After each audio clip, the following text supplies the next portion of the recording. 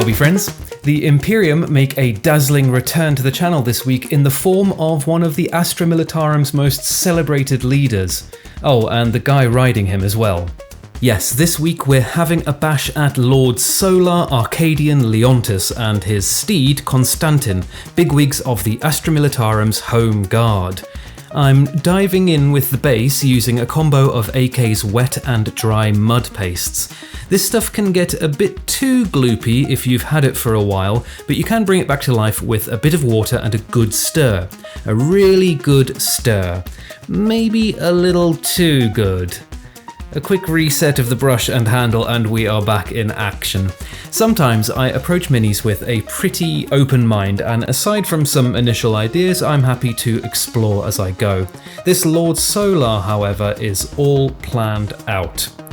Here's what we want to achieve. Of course, the Lord and his horse need to look glorious. We need rich, beautiful gold and regal flowing capes and heroic heroism all round. But this is something that is paramount to the Imperial Guard, if you ask me. We need some mud and filth.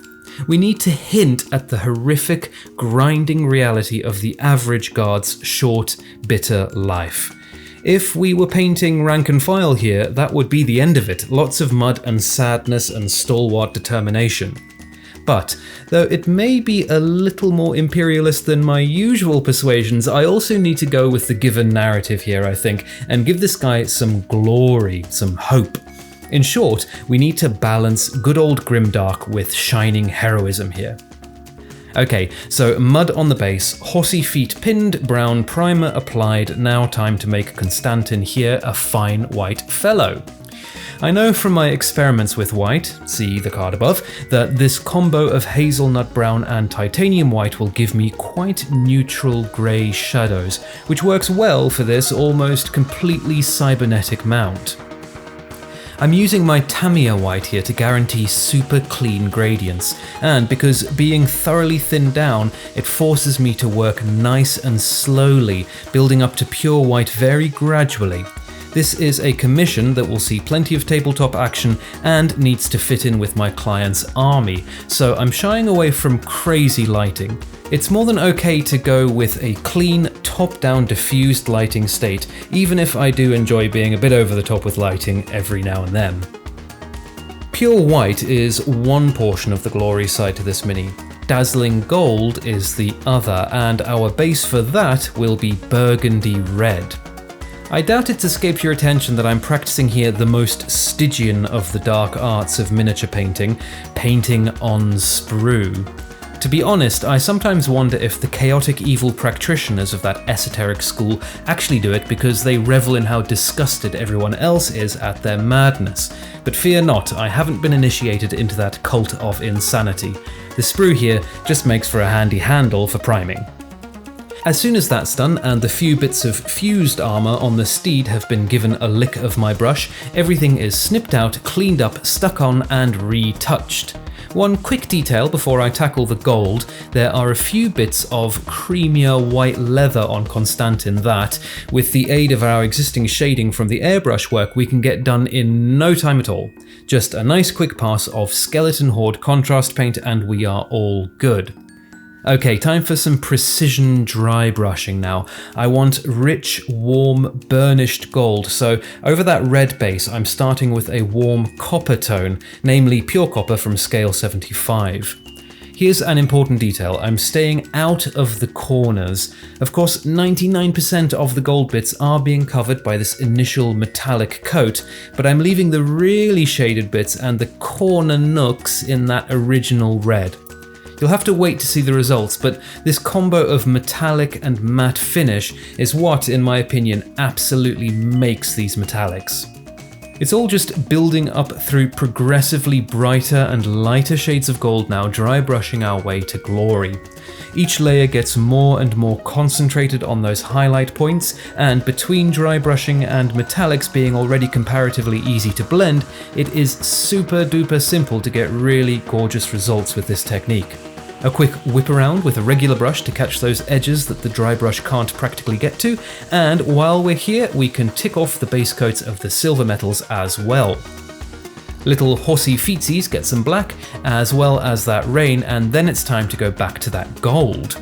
The decorative trim work is going to get a rebasing in this lighter, cool gold, so we can start working towards a significantly brighter tone.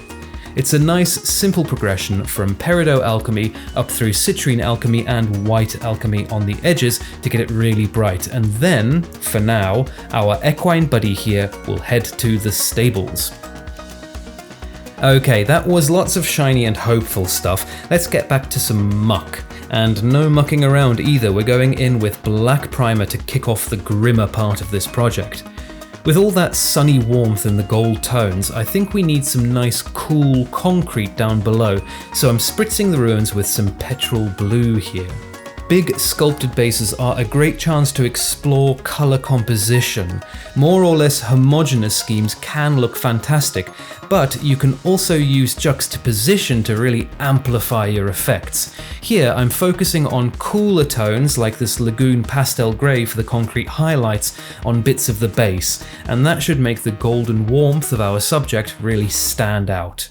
Let's go mad and throw down some splatter too. Nice. Sponge and, well, admittedly warm rust tones to start our heretic knight carcass now, but we will be pulling things back into cooler climes soon, so don't worry. 5 minutes of nice and relaxed splodging on all the metal bits, and we end up with this initial layer. I took a quick detour back to the brush to base the metal work while the rust set up, and then pulled out some greens to sponge over the bodywork. I'll be honest, I was expecting to leave more of the rust exposed, and if things had gone how I'd pictured them, the payoff on the effort would have been more obvious, but at the very least, using heavy-bodied paint and sponging it on like that has given us a really fantastic, nubbly texture that looks wonderfully grim. Pretty quick pass on the trim, and a few assorted bits and bobs, and the base is most of the way there. Okay, Konstantin needs to come back out of the stable now so we can oil up his cybernetic joints and his gold armor. On my palette is burnt umber and burnt sienna, and I'm mixing those together and thinning them down to a nice runny consistency that I can use to line the edges of panels. This step really pushes the definition for us and gives us just a teeny hint at the fact that maybe the servitor cherubim don't have time to keep Leontus armor absolutely, totally, perfectly clean when 9/10 of his force are currently serving as hors d'oeuvres for High Fleet Leviathan. Don't be alarmed by the scratches on Konstantin's side there, by the way. Some dude's legs are going to be covering those up any minute now. While the oils are out though, let's do a plain and simple black oil wash on that base. Again, it's all about contrasting the Lord Solar with the earthy realities of the battlefield here, hence the more brutal black for lining down there. Hey, speaking of the high and mighty, here comes the man himself, starting with his regal cloak. Fiddly proposition this one. I want a creamy white lining, but a super royal red outside, and frankly, I don't want to touch it with a regular brush. Figuratively speaking, the airbrush was made for doing gradients on cloth, and I would like to take advantage of what it's good at. Brown is what I settled on for my base colour. It's good and neutral and will make a good shadow foundation for both my colours. Plus, maybe it ties us into Konstantin's scheme too, which is a bonus. Leo himself gets a red base, and then the ghost of schoolboy eras past came back to haunt me, and despite being quite convinced of the contrary, I did not in fact record the next part of the cloth process. It wasn't particularly complex, however, just a pass of a yellow beige and then white on both the inside and the outside of the cape. A little haphazard masking with silly putty and some Baal red contrast paint in the airbrush, and with pretty minimal effort we have the bulk of a rather dashing looking cape all sorted. If I'd been clever about my order of operations, I would have done this next bit at the same time as I was doing Konstantin's armor, but at any rate, it takes a quick 10 minutes with a dry brush again to get Leontus looking golden, and here is where my patience for the bright and beautiful version of Warhammer 40,000 came to an end. The box art Leontus has donned a fetching baby blue overall under his armor, and lovely though it is, I feel that that particular color choice has crossed the Rubicon and jumped a shark and landed squarely in the no-go zone of my typically pretty forgiving vision of the 41st millennium. Blue skies for you guys, slate grey clouds for me, thank you very much. A couple more bits got based, like the white gloves and some red on his face, plus cloak and cloaked conjoined, and we are now at last ready to get this man on his horse. And while there is still a good 2 or 3 hours of work to go, it's all the usual details, fixes, fiddling, all that stuff. While I plug away at that, and just before we take a look at the finished product, let me take a second to say a big thank you to my patrons.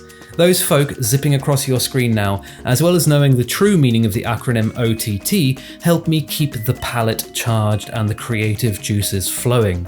If you like my content, consider slinging me a few bob over on Patreon and join us for early access vids, hangouts, and general good times. And of course, do hit that like and sub button and let our algorithm overlords know the sun is shining in this corner of the hobby tube.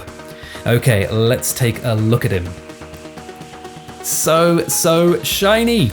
I was so happy with this chap's gold that I even tried banging my head against the wall of taking sexy finished mini glamour video shots again, but the results looked awful, so hopefully the stills give us some sense of how gloriously rich those golden panels look. As the mini turns, the light catches all those shades of gold and the different finishes of the matte base, the metallic dry brushing, and the oil lining, and it all comes together to look, well, I like it anyway. A little late addition of mud on the hooves helped tie in the two worlds of glory and gritty reality. And yeah, I think for a tabletop mini, this guy is looking a-okay. But what do you guys think? Let me know down below, give the thumbs up a click if you feel so inclined, and I will catch you all next time.